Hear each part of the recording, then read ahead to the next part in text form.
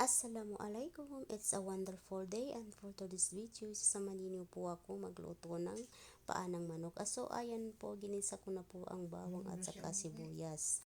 At hinahalo-halo ko po siya hanggang maging brown po. Nilagay ko na po ang sibuyas, halo-haloin po natin.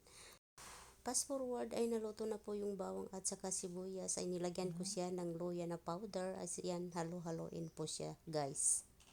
So, nilagyan ko naman ng paminta at saka dahon ng laurel para hindi malansa. Ayan, nilagyan ko siya ng 7-up para sa nag-agawan ang tamis at saka maalat.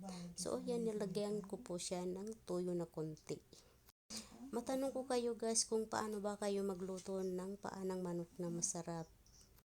So, naglagay rin po ako ng magic sarap, pangpabuhat ng lasa yan po guys.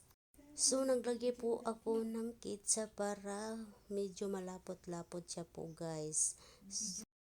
So, ayan, nagisa na po siya guys at titingnan natin kung medyo malambot din po ba.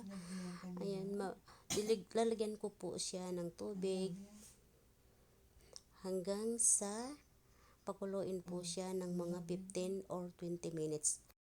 Fast forward po mga guys ay luto na po ang paanang manok. So, kung nakita ninyo itong video na to, pag-comment kung saan naabot ang aking video. So, ayan. Ready po tayo sa pagkain. Thank you for watching guys and follow for more and pakishare lang po.